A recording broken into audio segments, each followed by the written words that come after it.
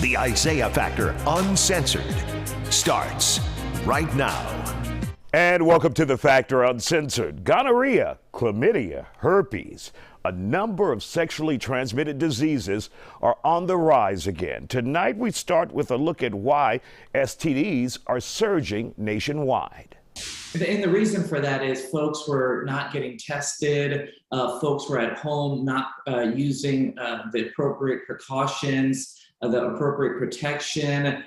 Folks did not have access. A lot of these grocery stores were closed, shut down. We were on a lockdown mandate for many months. And so for all of those reasons, people were not using appropriate protection, number one, and number two, getting tested as well to get the appropriate treatments. These are infections that can be treated, especially if they're caught early, and can prevent complications and even death in some folks as well.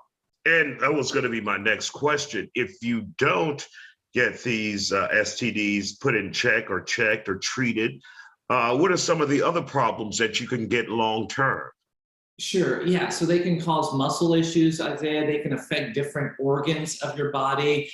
They can spread to the heart, to your blood supply and cause sepsis, which is an infection in your blood. And so it can be very detrimental, and we've seen deaths from this as well, especially in those folks who have medical comorbidities that puts them at a higher risk to develop complications, i.e. obesity, hypertension or high blood pressure, and diabetes, etc. Now, when we talk about these STDs, what types of STDs are we seeing more often as a result of this surge that we've seen in the country because people weren't doing the proper thing during the pandemic and COVID-19? Yeah, Isaiah. So gonococcal infections or gonorrhea is one of the ones that we saw a 10% increase in. The second one is, and this is the alarming one here, Isaiah, is syphilis. We saw a 24% increase over 2019 to 2020 and a 235% increase in congenital syphilis. Wow.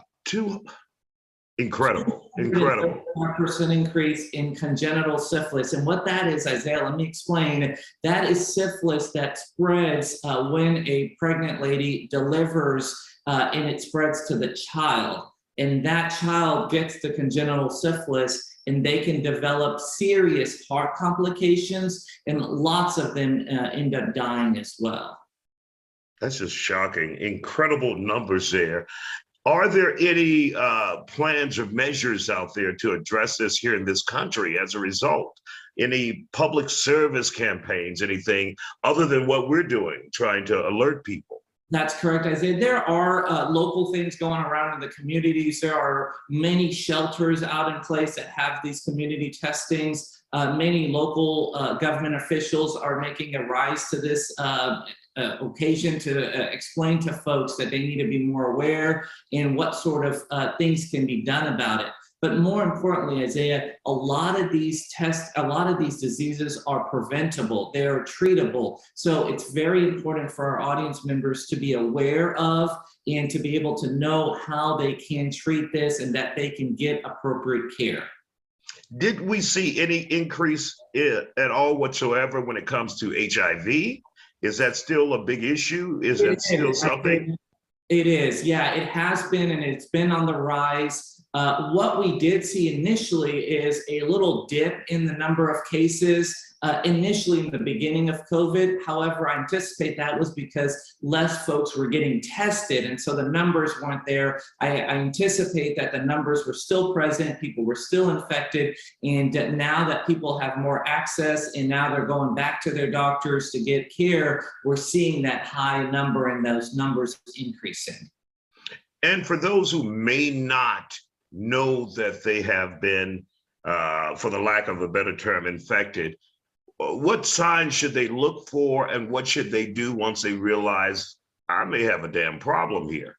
That's correct, Isaiah. So many of these symptoms and signs that are present after an infection are you get burning with urination, you can get discoloration, or even a very foul-smelling urine, or even a foul-smelling discharge.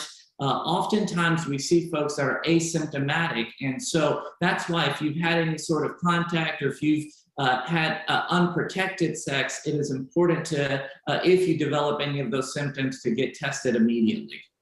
And really quick, have we seen it only in adults or maybe teens also? Is there any differentiation that we're seeing in the study? Yes, there is. The studies show that the adolescents, the 14 to 18-year-olds, the folks that have been locked down, have not had access to schools, their social life, those are the ones that we're seeing those high numbers increasing in that age population, Isaiah.